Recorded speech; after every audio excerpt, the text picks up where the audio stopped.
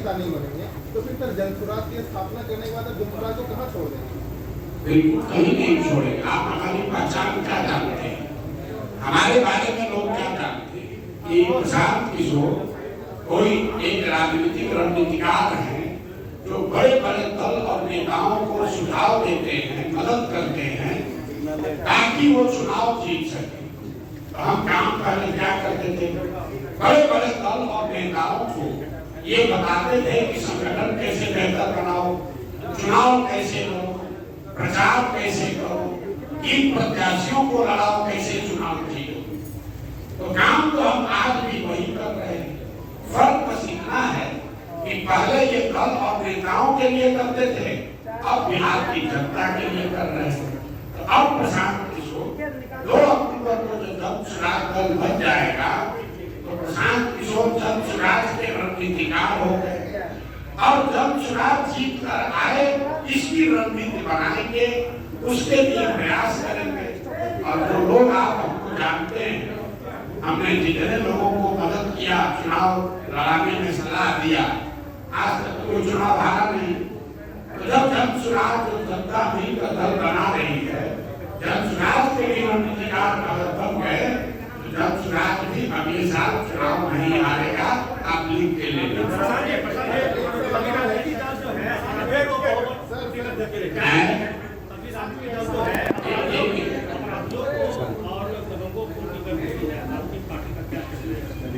पहली बात तो हमारी कोई पार्टी नहीं, पार्टी तो लोगों की है, जन स्वराज हम लोग मिलकर बना रहे हैं। लेकिन जन स्वराज के संविधान में जो बातें लिखी जा रही है उसके आधार पर हम इतना आपको कह सकते हैं कि जो लोग भी चुनाव लड़ेंगे जन स्वराज में, उसमें से 2/3 से ज्यादा लोग ऐसे लोग होंगे जो जीवन में शायद कभी चुनाव लड़े ही न हो, नए लोग होंगे। दूसरी बात, जन स्वराज में उम्मीदवारों का चयन कैसे होगा, वो चयन कोई प्रशांत किशोर नहीं करेंगे, कोई जन स्वराज की लीडरशिप टीम नहीं करेगी। चुनाव से पहले 6, 8, 9 महीना पहले हर विधानसभा क्षेत्र में 5 से 7 नाम सार्वजनिक तौर पर घोषित किए जाएंगे कि ये लोग जन स्वराज के संभावित उम्मीदवार हैं। उसके बाद 8-9 महीने तक उन संभावित उम्मीदवारों पर है कि वो क्षेत्र की जनता के साथ काम करें और हर 3 महीने पर ये सूची जारी की जाएगी कि उन 6-7 लोगों में कौन आदमी सबसे आगे है, कौन चौथे नंबर पर है, कौन 5वें नंबर पर। अमेरिका में भी चुनाव हो रहा है। कभी आप लोगों ने सोचा कि अमेरिका में अगर डोनाल्ड ट्रंप रिपब्लिकन पार्टी के उम्मीदवार हैं तो उनको उम्मीदवारी का टिकट किसने दिया? किसी एक व्यक्ति ने नहीं दिया। जिसको भी रिपब्लिकन पार्टी से या डेमोक्रेटिक पार्टी से चुनाव लड़ना होता है, वो अपनी उम्मीदवारी पार्टी के माध्यम से जनता के बीच में रखता है। इन 6 महीने तक पार्टी के लोग और जनता ये देखते हैं कि इनमें से सबसे बेहतर उम्मीदवार कौन है। फिर वो चुना जाता है कि अच्छा डोनाल्ड ट्रंप या कमला हैरिस ये हमारे दल की उम्मीदवार ये होगी। वो कोई कमेटी में बैठकर कोई एक व्यक्ति या व्यक्तियों का समूह टिकट नहीं देता है। तो जब स्वराज में भी टिकट प्रशांत किशोर या कोई व्यक्तियों का नेताओं का समूह नहीं देगा, हर विधानसभा क्षेत्र से 4-5 संभावित उम्मीदवारों का नाम घोषित होगा। इन क्षेत्र की जनता उन 5 को 6 को विशेष करेगी, उनके काम को, उनके चरित्र को, उनके ईमानदारी को, और फिर उन 5-6 में से जिसको जनता ने चुन लिया वही जन स्वराज का उम्मीदवार बन गया।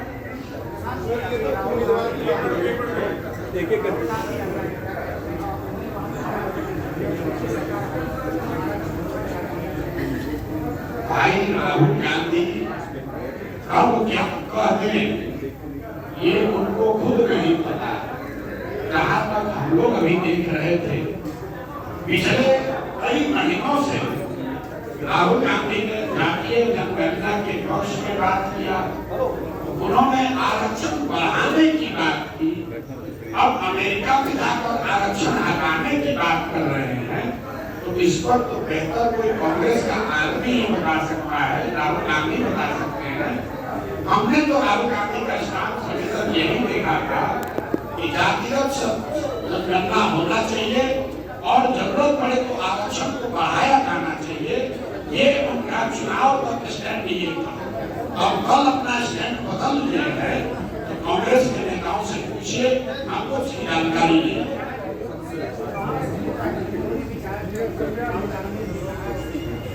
भाई भी वही बात, कांग्रेस के नेता ने क्या कहा नहीं कहा उस पर हम सच का टिप्पणी करेंगे। मैंने आपको बताया कि सार्वजनिक जीवन में होने के नाते राहुल गांधी बहुत बड़े नेता है, देश में विपक्ष के नेता है।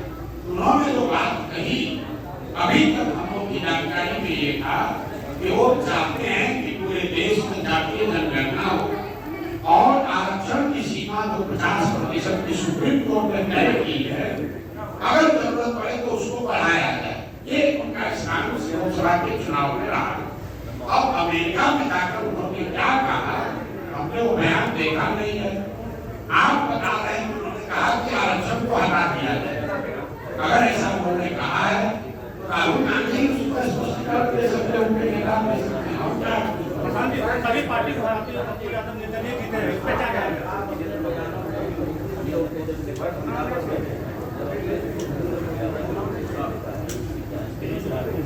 इसकी वजह आप अपना मन का भ्रम है। आपने सुना नहीं कि हमने कहा क्या? पिछले 30-35 साल से बिहार को चला कौन रहा है? बिहार को चला कौन? लालू और नीतीश। तो दोषी कौन हुआ? लालू और नीतीश। लेकिन मैंने ये कहा कि बिहार की बर्बादी के लिए दोषी है लालू और नीतीश, लेकिन गुनाहगार है कांग्रेस और भाजपा वाले। इसका उत्तर भी मैंने दिया। क्यों? आप सारे जितने पत्रकार यहाँ हैं, लालू जी अपने दम पर बिहार जीवन में सिर्फ एक ही बार जीते, बाकी 15 साल तक जो लालू जी का जंगल राज रहा वो इसलिए रहा क्योंकि कांग्रेस ने उनको वो बैसाखी दी, वो मदद किया कि वो बिहार पर शासन कुशासन कर सके। ऐसा तो है नहीं कि कांग्रेस को पता नहीं था, मनमोहन सिंह को मालूम नहीं, इतने बड़े कम्युनिस्ट हैं, कि बिहार की आर्थिक स्थिति क्या है। फिर लालू जी ने उन लोगों ने मदद क्यों की? लालू जी की मदद उन लोगों ने इसलिए की, उनको केंद्र में दिल्ली में 15-20 सांसदों का लालच है। यही काम आज भाजपा कर रही है। नीतीश कुमार अपने दम पर बिहार आज तक जीते ही नहीं। आज की विधानसभा में 243 विधायकों की विधानसभा में नीतीश कुमार के 42 विधायक हैं, और जो भाजपा पूरे देश में दूसरे दलों को तोड़कर विधायकों को खरीदकर अपनी सरकार बनाती है, वो बिहार में अपना सरकार नहीं बनाकर नीतीश जी को बना दिया। ऐसा क्यों किया? ऐसा इसलिए किया है कि बिहार से 15-20 सांसद हमको दिल्ली में मिलता रहे, बिहार की जनता अगर भुगत रही है तो भुगतने दीजिए। इसीलिए मैंने कहा कि बिहार की बर्बादी के लिए लालू और नीतीश का शासन जिम्मेवार है, लेकिन इसके असली गुनाहगार कांग्रेस और भाजपा है। अगर इसमें आपको हम कोई शौक दिख रहे हैं तो आपके मन का भ्रम है।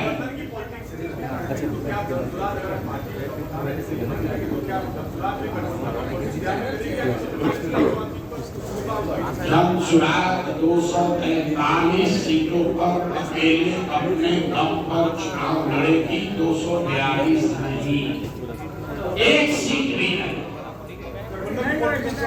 आपको कम किया, एक सीट भी नहीं, 242 नहीं, 243 सीट ही लड़ेंगे, क्योंकि हमारे पास सबसे बड़ा गठबंधन पहले से है।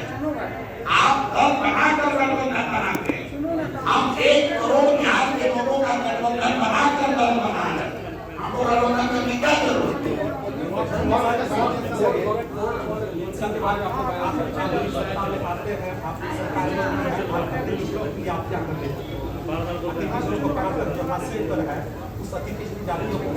भाई ऐसा है कि हम सत्ता में आते हैं ऐसी कोई बात है नहीं।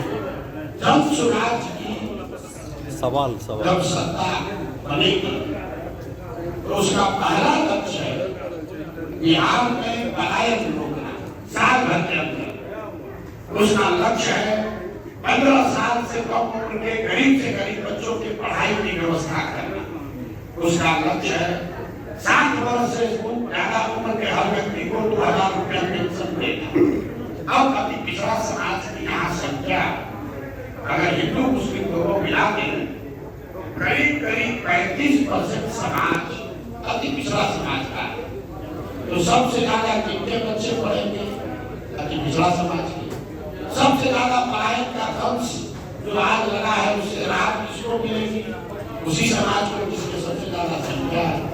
सबसे ज्यादा समाज में आप बुजुर्ग की समाज के अति पिछड़ा समाज है। अगर जब चुनाव कह रहा है कि हम शराबबंदी 1 घंटे में हटा देंगे तो आज 1,23,000 से ज्यादा लोग जो जेल में हैं और जेल में ज्यादातर अति पिछड़ा गरीब आदमी है उसका लाभ किसको मिलेगा? तो हम लोग जाति की राजनीति नहीं करते, हम काबिलियत की राजनीति कर रहे हैं। लेकिन साथ में ये भी बता रहे हैं कि हर काबिल आदमी किसी न किसी जाति का हो और हर जाति में कोई न कोई काबिल आदमी है। तो जन सुराज की सोच ये है कि हर समाज से काबिल आदमी को लेकर बिहार में एक नई व्यवस्था बनाई जाए और इसमें अति पिछड़ा को बढ़ाएंगे, सामान्य को घटाएंगे, यादों को गिराएंगे, ये बात नहीं है। जिसकी जितनी संख्या है वो वोट दे या न दे उस समाज को, उस समाज के काबिल लोगों को उतनी भागीदारी मिलनी ही मिलनी है। कई लोग ये सवाल उठाते हैं कि भाई यादव समाज के लोग तो आरजेडी के वोटर हैं। मैं आपको कैमरे पर कह रहा हूं पिछड़ा कुछ है कि अगर यादव समाज की जनसंख्या 15% है तो यादव समाज के काबिल लोगों को 15% हिस्सा जनसुराज में मिलेगा ही मिलेगा। जनसुराज को बनाने वालों में, जनसुराज को चलाने वालों में, जनसुराज से टिकट पाने वालों में 15-16% यादव समाज के लोग रहेंगे ही रहेंगे। इसलिए नहीं वो यादव है, इसलिए नहीं वो अति पिछड़ा है, इसलिए कि जनसुराज की मूल सोच है कि किसी का हक कोई दूसरा न मारे, ना आपको अपने हक से ज्यादा मिलेगा, ना आपका हक किसी को मारने दिया जाएगा। सर भैया शराबबंदी हमने 100 बार कहा कि आप एकमात्र आदमी हम हैं जो कह रहा है कि जनसुराज की व्यवस्था बनी तो 1 घंटा के अंदर शराबबंदी को उठाकर बाहर फेंक देंगे। इससे फर्जी कोई कानून यहाँ लागू नहीं है। ये सिर्फ और सिर्फ नीतीश कुमार का घोषणा है। शराबबंदी के नाम पर दुकान बंद है, होम डिलीवरी चालू हो गई है और बिहार की गरीब जनता का हर वर्ष 20,000 करोड़ रुपए का नुकसान हो रहा है। और ये पैसा कहाँ जा रहा है? ये पैसा जा रहा है भ्रष्ट अफसरों के पास, नेताओं के पास, शराब माफिया के पास। तो ये व्यवस्था क्यों नहीं हटनी चाहिए? बिल्कुल लोगों ने कहा कि अगर शराबबंदी के खिलाफ बोलिएगा तो महिला वोट नहीं देंगे। हम आपको बता रहे यही फर्क है जनसुराज में और दूसरे में। वोट मिले या न मिले, अगर आपको लगता है कि शराबबंदी गलत है तो शराबबंदी के खिलाफ बोलेंगे ही बोलेंगे। ऐसा नहीं करेंगे कि विपक्ष में शराबबंदी हटना चाहिए और सत्ता में आए तो वही शराबबंदी अच्छा लगने लगे।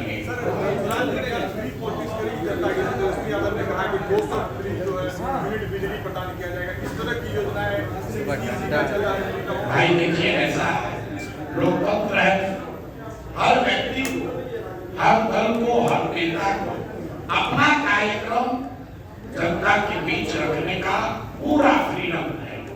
अगर उनको लगता है कि बिजली को फ्री करने से ही बिहार का सुधार होगा तो उनको कहने के लिए जनता मानी के जनता तय करेगी।